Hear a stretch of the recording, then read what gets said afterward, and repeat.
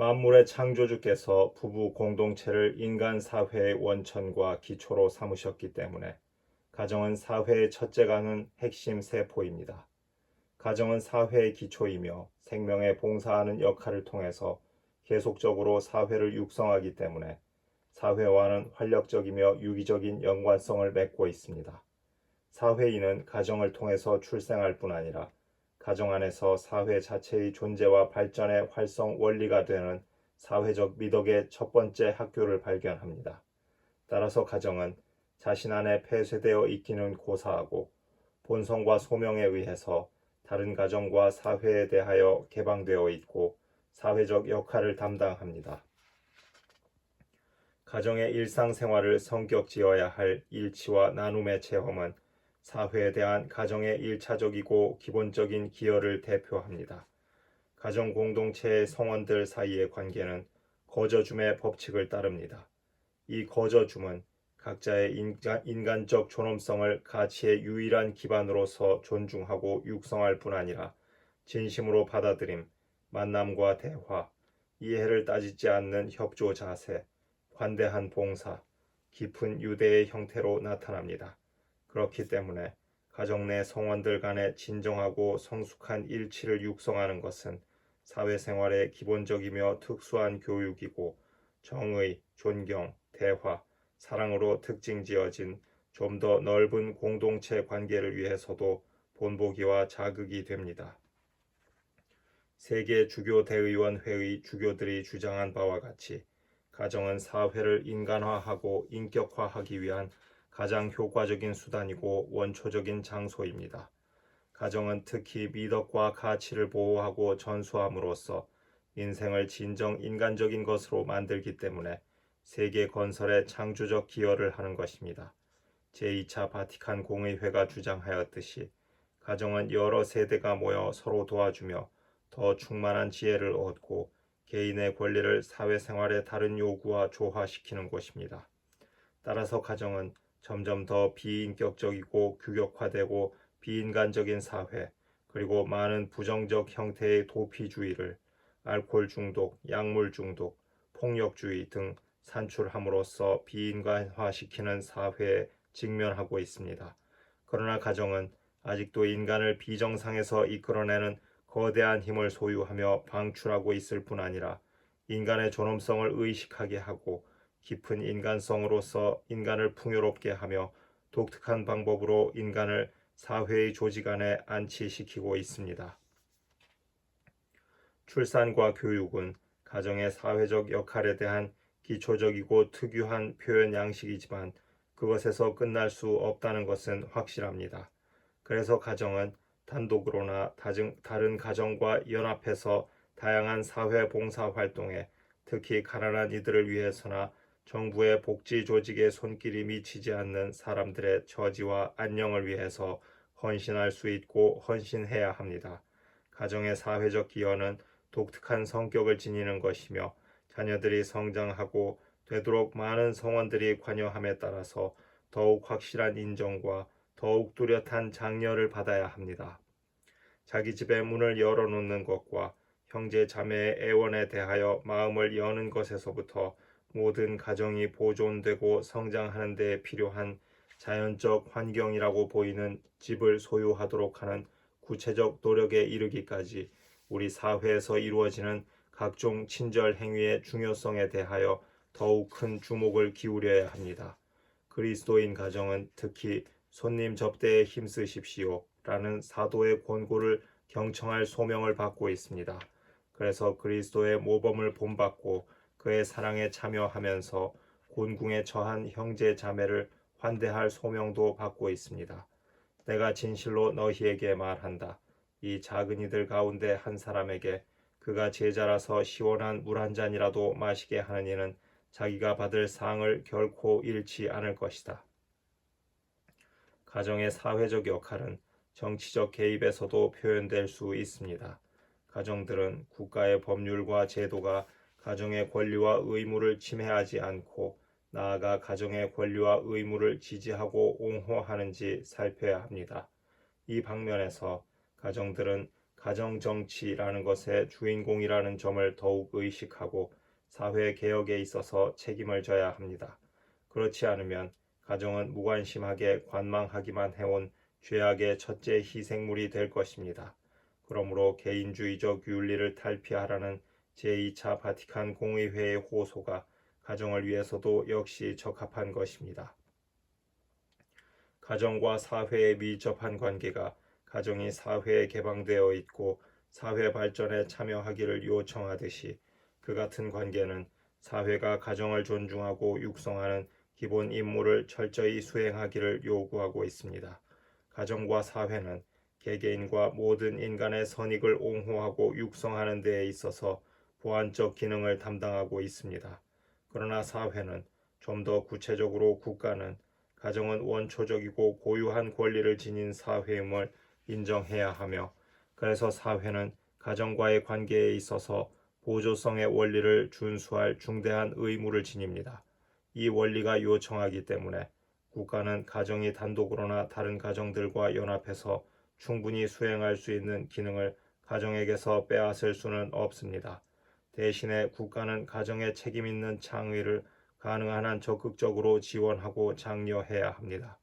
공권력은 가정의 선익이 시민 공동체의 불가결하고 본질적인 가치라는 확신을 가지고 가정이 자신의 모든 책임을 인간적 양식으로 완수하는 데에 필요한 모든 보조, 경제적, 사회적, 교육적, 정치적, 문화적 보조를 가질 수 있도록 온갖 조치를 취해야 합니다. 가정과 사회 사이의 상호 지지와 개발에 대한 이상이 현실적인 분열과 반대와 심각하게 충돌하는 일은 드물지 않습니다. 세계 주교 대의원 회의가 여러 번 단죄하였듯이 여러 나라에서 무수한 가정이 체험하는 상황이 전적으로 부정적이지는 않을지 몰라도 많은 문제를 안고 있습니다. 제도와 법률은 가정과 인간의 권리를 부당하게 무시하고 있습니다.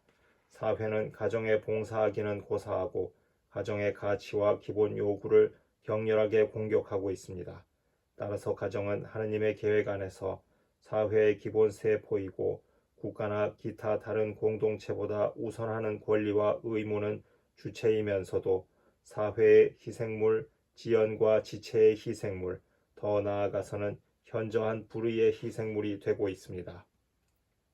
그렇기 때문에 교회는 사회와 국가의 참기 어려운 침해 행위에 대항하여 가정의 권리를 공개적으로 강력히 옹호하는 바입니다. 특히 세계 주교 대의원 회의 주교들은 다음과 같은 가정의 권리를 지적하였습니다.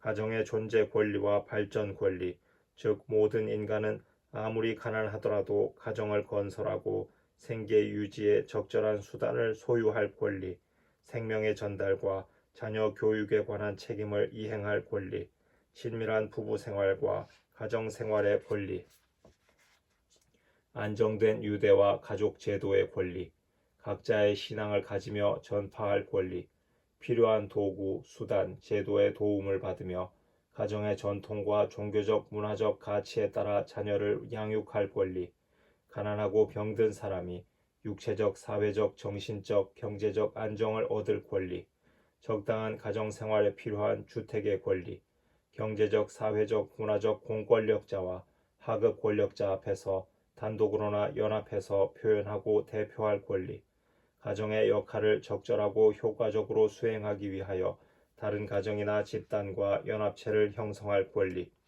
적절한 기구와 법률의 보조를 받으며 마약, 도색물, 알코올 중독에서 미성년자를 보호할 권리, 가정의 가치를 육성하는 데 적합한 오락시설에 대한 권리, 노인이 가치 있는 삶과 죽음을 가질 권리, 더욱 윤택한 생활을 찾아 이주할 권리, 세계 주교 대의원 회의의 분명한 요청을 받아들여 교황청은 이와 같은 제안을 깊이 연구하고 가정권리 헌장을 준비하여 관심 있는 인사들과 당국자들에게 제시할 목적으로 신속한 조치를 취할 것입니다. 모든 가정이 가지는 사회적 역할은 혼인 성사에 기반을 두고 있는 그리스도인 가정에도 새롭고 본래적인 권리로서 부여됩니다. 혼인 성사는 남편과 아내의 사랑이 지니는 인간적 현실과 그것에 따르는 함축적 의미를 고려하면서 평신도인 그리스도인 부부와 부모에게 자신들의 소명대로 살아가고 그리하여 현세의 일을 하고 하느님의 뜻대로 관리하며 하느님의 나라를 추구할 힘과 의무를 부여합니다. 그리스도인 부부가 혼인성사로 말미암아 참여하게 되는 봉사 사명에는 사회적 정치적 역할도 포함되는 것이고 그들은 무시할 수 없는 명령과 아울러 지지와 자극을 제공하는 은혜도 받습니다. 그래서 그리스도인 가정은 가난한 이와 천대받는 이들을 우선적으로 선호함으로써 사회 문제에 대한 관대하고 공평한 헌신을 증거할 소명도 받고 있습니다. 따라서 그리스도인 가정은 모든 가난한 이를 특별히 사랑함으로써 주님을 따르는 데 매진하고 배고프니, 가난하니, 노인, 병드니, 마약 희생자, 가정이 없는 이들에 대하여 특별한 관심을 가져야 합니다. 오늘날 각종 사회 문제의 세계적 차원을 고려하면 사회 발전에 관한 가정의 역할은 전례 없이 확대된다고 보입니다. 세계적 결속을 통해서만 세계 정의, 민족의 자유, 인류의 평화와 같은 거대하고 극적인 쟁점들이 다루어지고 해결될 수 있을 것이므로 새로운 국제 질서를 위한 협력도 가정의 역할에 속합니다. 그리스도인 가정들 간의 영신적 일치는 공동 신앙과 희망의 뿌리를 내리고 사랑에서 생명을 얻기 때문에 인간들 사이에 정의, 화해, 형제애, 평화 등을 생산하고 확장하며 발전시키기 위한 내재적 원동력이 됩니다. 그리스도인 가정은 소규모의 교회인 이상 대규모의 교회와 마찬가지로 세계적 일치의 징표가 되고 전 세계가 목표로 삼고 전진하고 있는 그리스도의 나라와 평화를 증거함으로써 예언적 역할을 수행할 소명도 받고 있습니다. 그리스도인 가정은 교육 활동을 통해서 즉 진리, 자유, 정의, 사랑 등의 가치에 바탕을 둔 생활 모형을 자녀들에게 보여줌으로써 이 역할을 할 수 있고 또한 사회와 제도들의 진정한 성장에 적극적으로 책임있게 관여함으로써 국제 문제에 특별히 몰두하는 협의체를 다방면으로 지원함으로써 그 같은 역할을 이행하는 것입니다. 교회적 임무도 그리스도인 가정의 기본 임무 중의 하나입니다. 가정은 교회의 삶과 사명에 참여함으로써 하느님의 나라를 건설하는 데 봉사하도록 되어 있습니다. 이러한 참여의 기초, 내용, 특성을 좀 더 잘 인식하자면 교회와 그리스도인 가정을 연결하고 가정을 소규모의 교회로 설정하는 여러 가지 깊은 유대를 고찰해야 합니다. 이 유대로 인해서 가정은 독특한 방법으로 교회의 신비의 산 모상이요 역사적 표현이 됩니다. 무엇보다도 어머니로서의 교회는 주님께 받은 구원의 사명을 실천하면서 그리스도인 가정을 출생시키고 교육하며 키워갑니다. 교회는 하느님의 말씀을 선포함으로써 그리스도인 가정의 참된 정체를 즉 주님의 계획 안에서 가정은 무엇이고 무엇이 되어야 하는지를 밝혀줍니다. 교회는 성사의 집행을 통해서 그리스도인 가정을 그리스도의 은혜로서 풍요롭게 하며 보강하고 아버지의 영광을 위하여 성화시킵니다. 교회는 사랑의 새 계명을 꾸준히 선포함으로써 사랑에 봉사하도록 장려하고 그리스도인 가정을 지도하며 주 예수님이 전 인류에 대하여 가지셨던 자기 봉헌과 희생적 사랑을 본받고 실천하게 합니다. 그러면 그리스도인 가정은 그 나름대로 교회의 고유한 구원의 사명에 참여하는 만큼 교회의 신비에 접목되는 것입니다.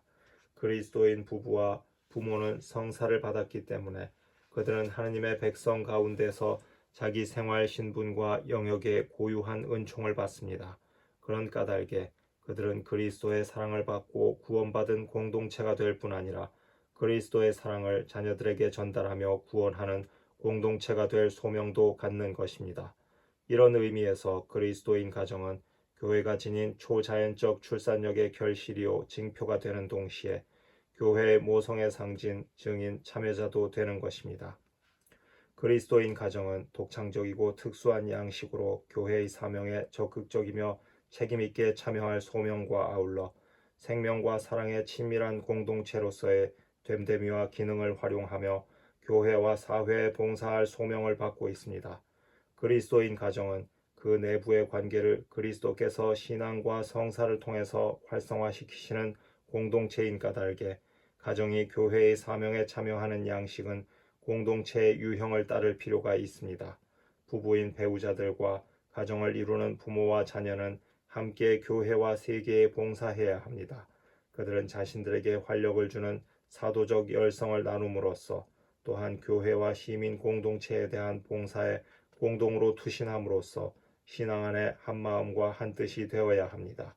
그리스도인 가정은 그 외에도 자신의 생활 상태에 관련되고 특징 지우는 매일의 현실을 통해서 하느님의 나라를 역사 안에 건설하는 것입니다.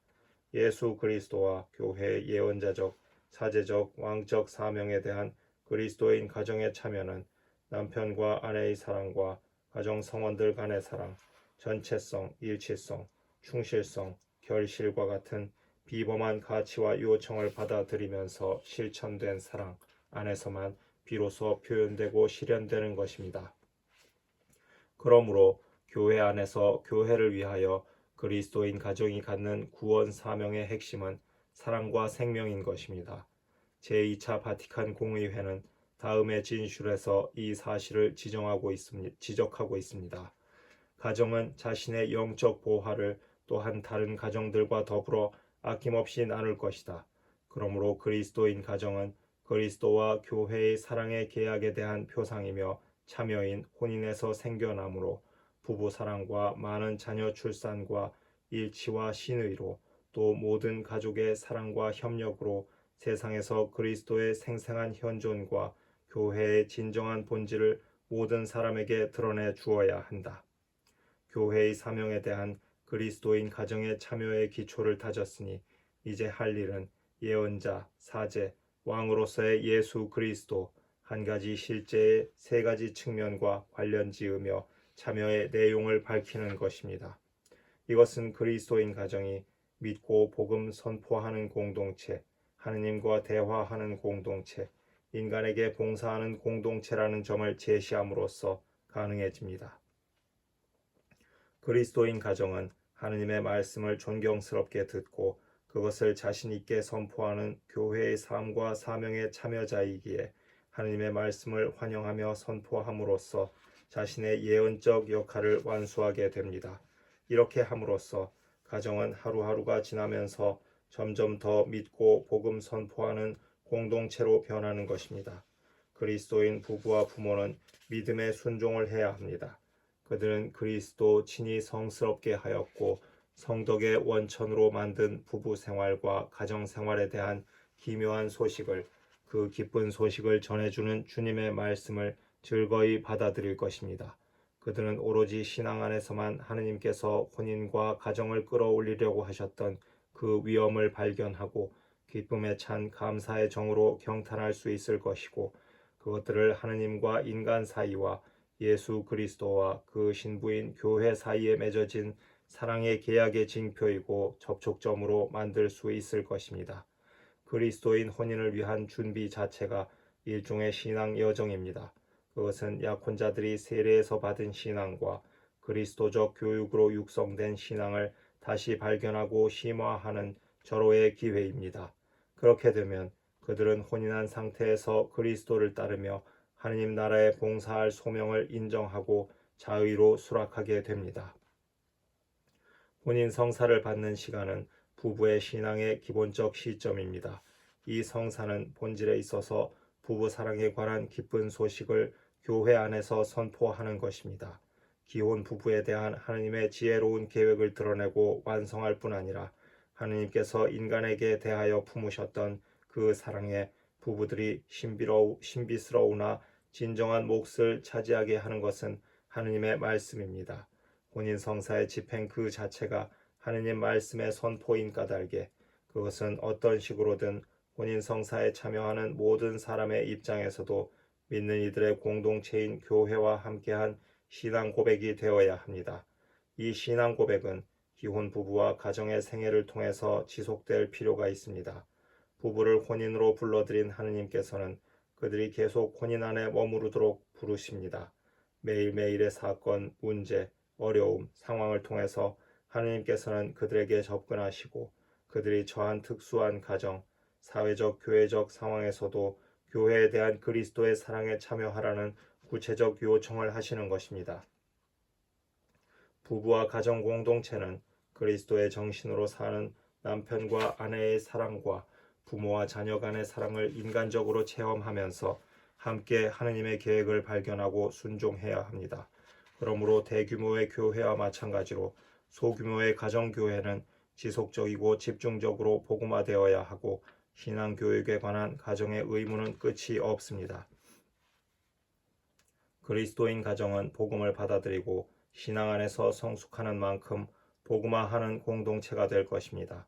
교황 바오로 6세의 말씀을 다시 들어봅시다. 가정은 교회처럼 복음이 전달되는 곳이요 거기서 복음이 빛나는 곳이기도 합니다.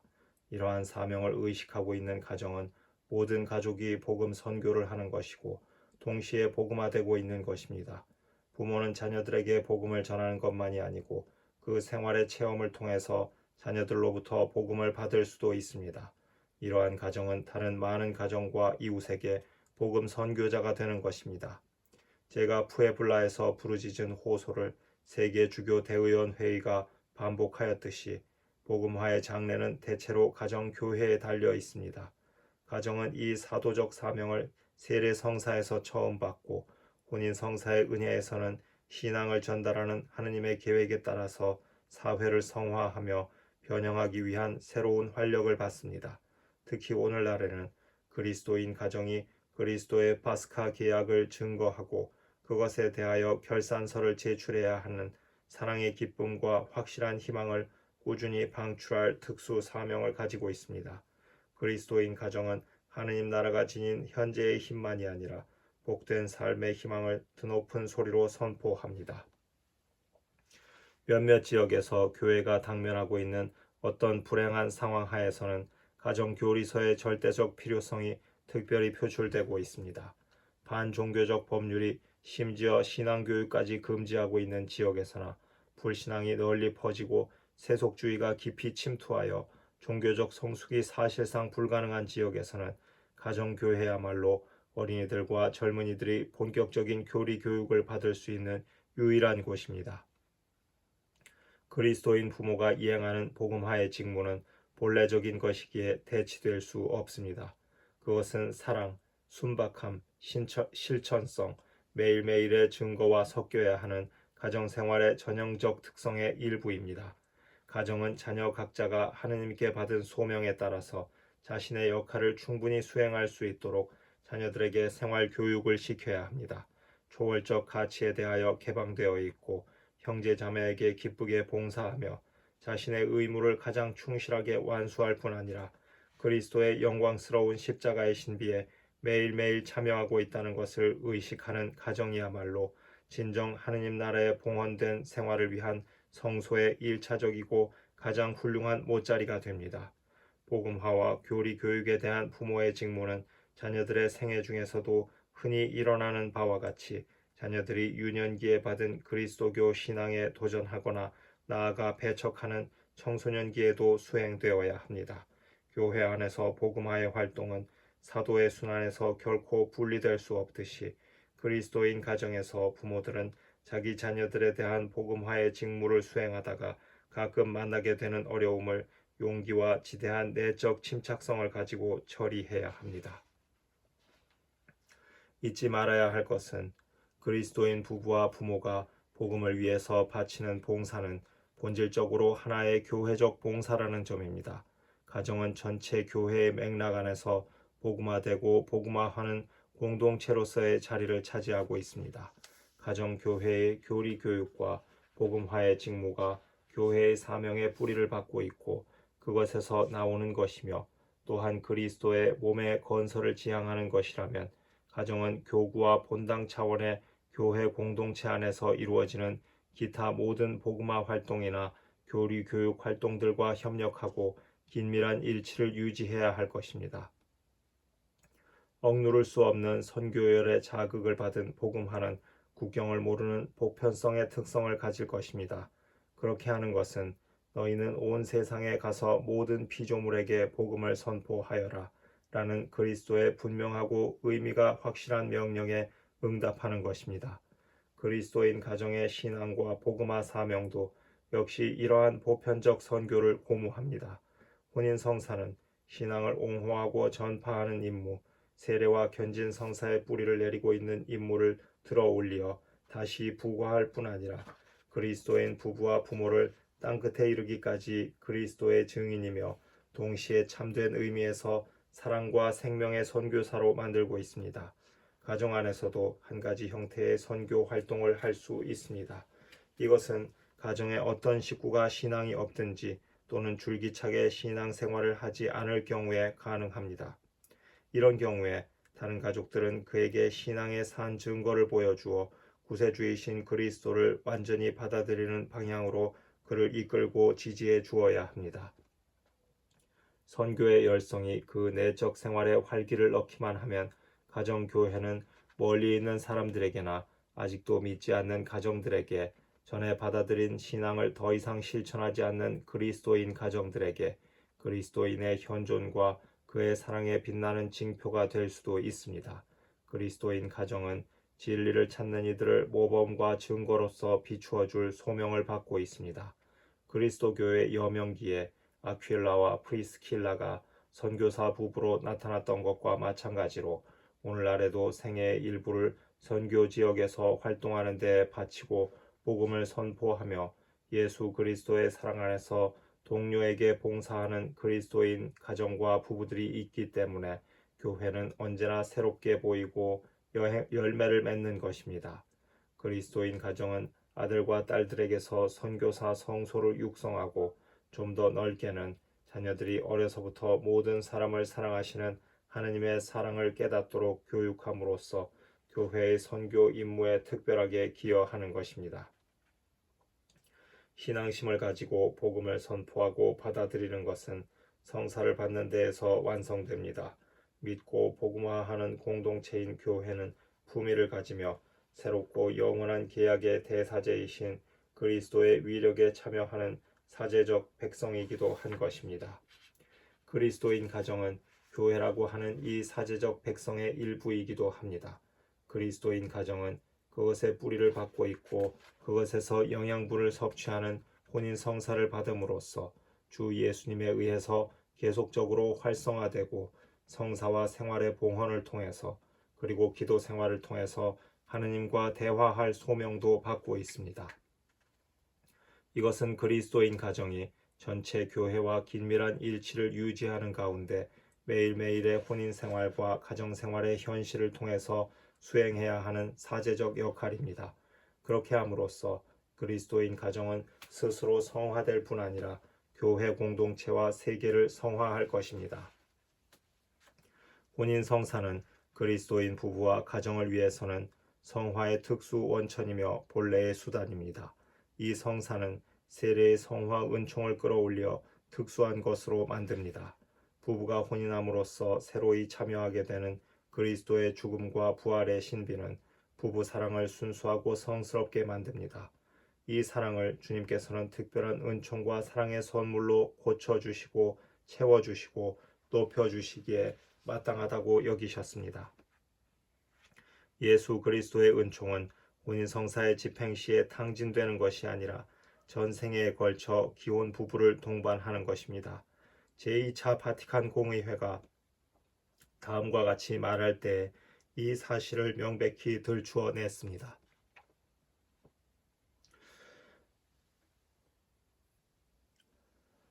그리스도께서는 이제부터 그들과 함께 머무르시며 당신 친히 교회를 사랑하시고 교회를 위하여 당신 자신을 바치신 것처럼 그렇게 부부도 서로 자신을 내어주며 영원한 신의로 서로 사랑하도록 도와주신다. 그러기에 그리스도인 부부는 그 신분의 의무와 존엄성을 위하여 특수한 성사로 견고하게 되고 이를테면 축성된다.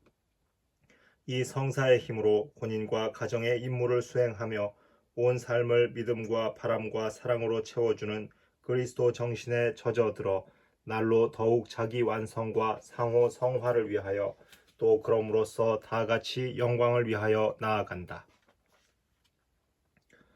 누구에게나 부여된 성덕으로의 부름은 그리스도인 부부와 부모에게도 해당합니다. 그들에 관해서라면 이 부름은 그들이 받은 혼인 성사로서 구체화되고 부부 생활과 가정 생활의 현실 안에서 구체적으로 실현되는 것입니다. 이 부름은 진정하고 심오한 부부와 가정의 영성에 대한 은총과 요구를 불러일으킵니다. 이 영성은 세계 주교 대의원 회의가 수차에 걸쳐 강조하였던 창조, 계약, 십자가, 부활, 징표 등과 같은 주제에서 영감을 얻습니다. 그리스도인의 혼인은 다른 여러 성사와 마찬가지로 인간의 성화와 그리스도 몸의 건설, 그리고 하느님께 드리는 예배를 지향하며 동시에 그 자체로 예수 그리스도와 교회 안에서 하느님께 영광을 드리는 전례 행위입니다. 그리스도인 부부는 혼인 성사를 받으면서 자기들에게 주어진 고귀한 은혜에 대하여 하느님께 사례를 표시하는 것이고, 그 은혜는 그들이 혼인 생활과 가정 생활 안에서 사람들에 대한 하느님의 사랑과 신부인 교회에 대한 주 예수님의 사랑에 따라 살 수 있게 합니다. 남편과 아내가 자기들에게 내려진 성덕을 매일의 삶으로 옮기는 은혜와 책임을 혼인 성사에서 받는 한편, 이 성사는 생활 전체를 영신적 희생으로 바꾸어 놓는 은혜와 도덕적 의무를 그에게 부과합니다. 공의회가 평신도에 관하여 말한 것은 역시 특히 그들의 생활을 특징 지우는 현세적이고 속세적 사물에 관하여 그리스도인 부부와 부모에게 적용됩니다. 평신도들은 이 세상을 하느님께 봉헌합니다.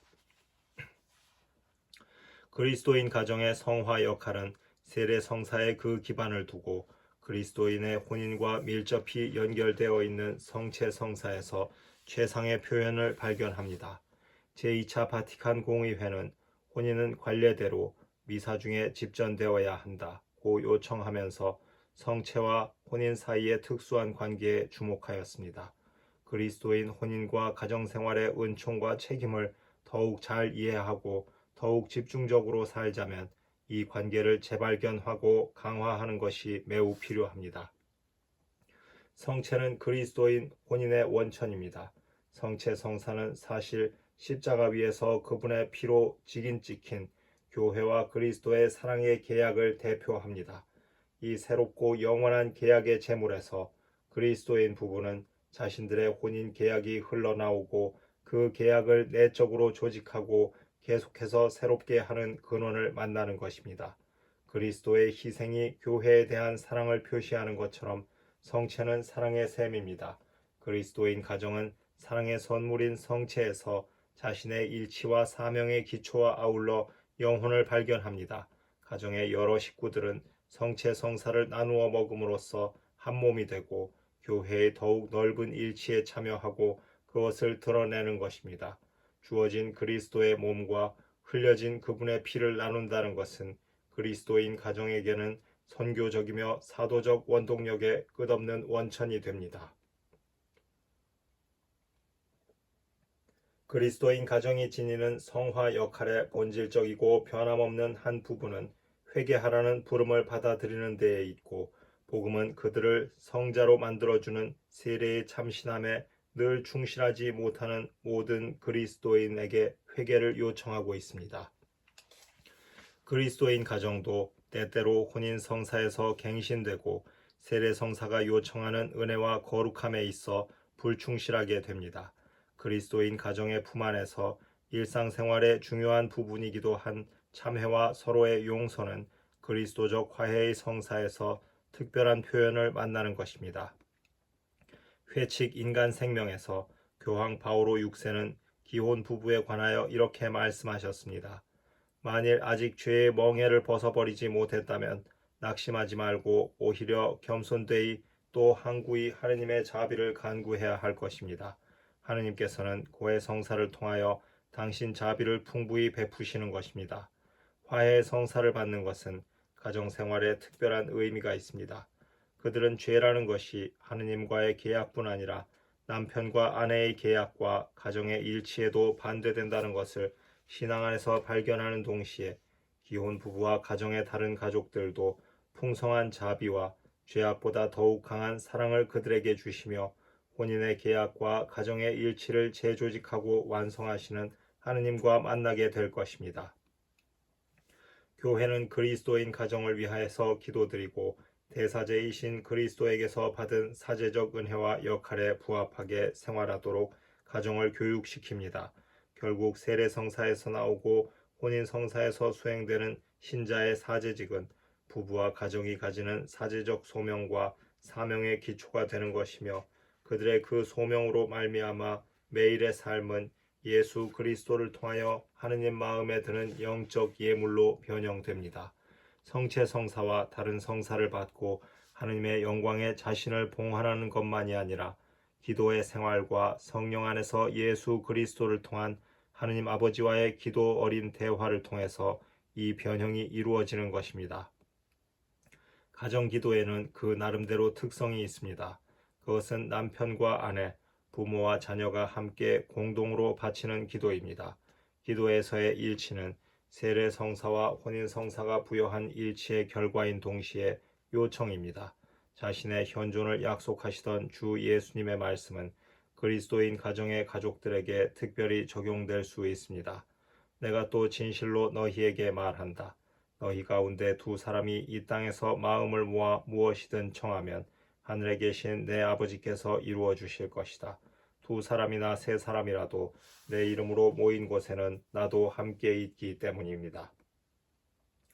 가정기도는 가정생활 자체를 그 목표로 삼고 가정생활은 아무리 상황이 상이해도 하느님의 부름으로 파악되며 그 부름에 대한 자녀다운 응답으로서 사는 것입니다. 기쁨과 슬픔, 희망과 절망, 출생과 생일잔치, 이별과 돌아옴, 중요하고 장기적인 결정, 사랑하는 사람들의 죽음, 이 모든 것들은 가정의 역사 안에 하느님의 사랑 어린 개입을 표시해 줍니다. 그것들은 감사와 간청에 적합한 시기, 하늘에 계신 공동의 아버지의 섭리에 신뢰하며 가정을 맡기기에 합당한 시기로 파악되어야 합니다.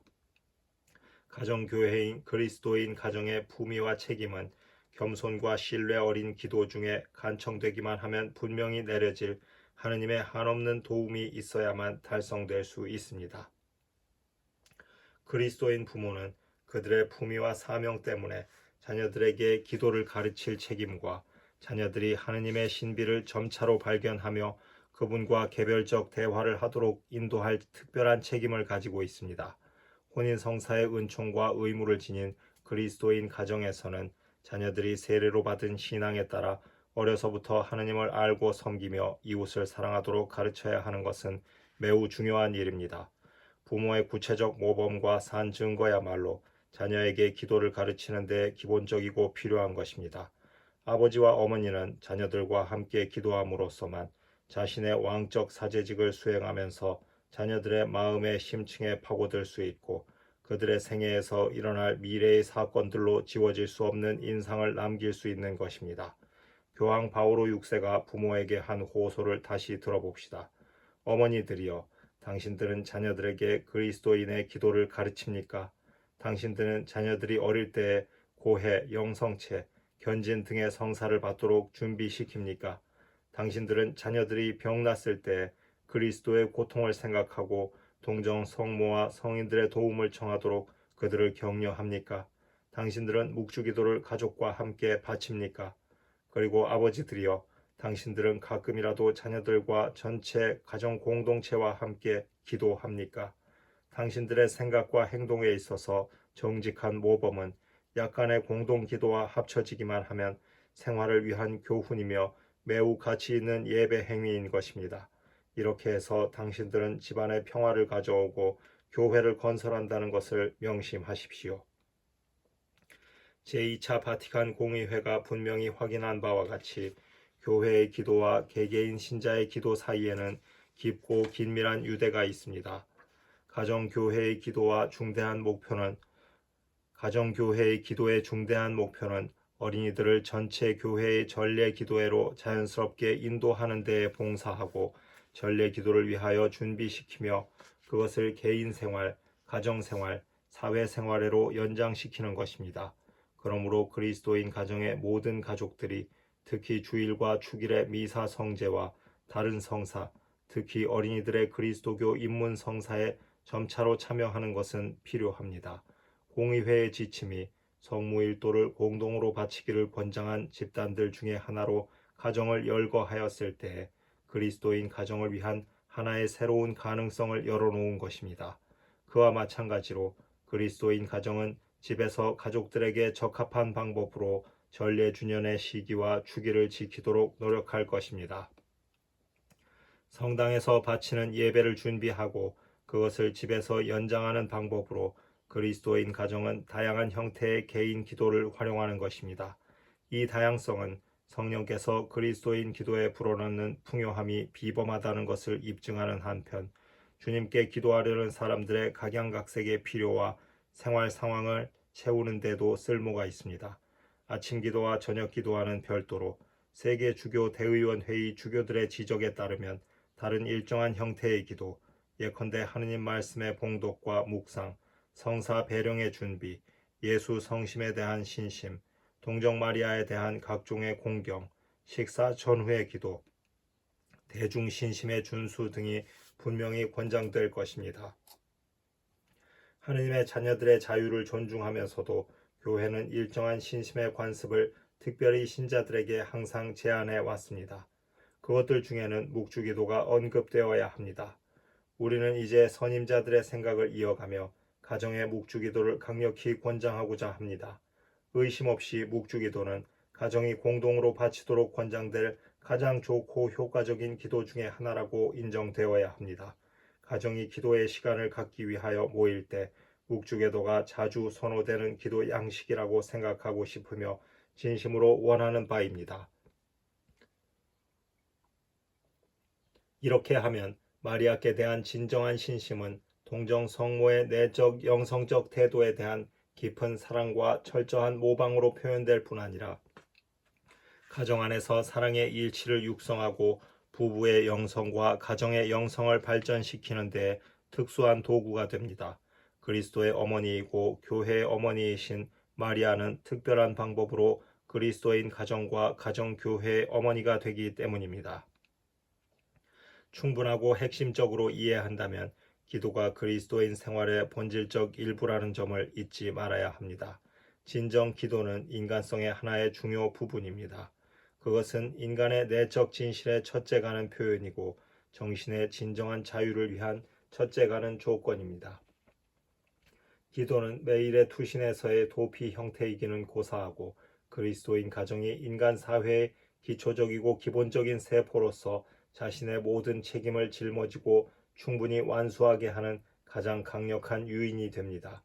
그래서 그리스도인 가정이 교회 생활과 사명에 실제로 참여하는 정도는 기도에 충실하고 열중하는 정도, 기도로서 주 그리스도이신 열매 많은 포도나무와 일치하는 정도의 정비례하는 것입니다. 세계의 변형을 가져올 수밖에 없는 인간의 발달을 위한 봉사에서 그리스도인 가정의 열매는 그리스도와 일치하고 전례와 자기 봉헌과 기도로서 보강된 삶에서만 나오는 것입니다. 예언자적, 사제적, 왕적 백성이기도 한 교회는 모든 인간이 하느님의 말씀을 받아들여 믿고 그것을 성사와 기도에서 고백하고 축제화하며 사랑의 새로운 계명에 따라 그것을 삶의 구체적 현실 안에서 표현하도록 이끌 사명을 부여받고 있습니다. 그리스도인 생활의 법칙은 성문화된 법전에서 찾을 것이 아니라 그리스도인을 고무하고 지도하시는 성령의 인격적 행동에서 찾을 것입니다. 그것은 그리스도 예수 안에서 생명을 주시는 성령의 법입니다. 우리가 받은 성령을 통하여 하느님의 사랑이 부어졌기 때문입니다. 이것은 그리스도인 부부와 부모에게도 진실입니다.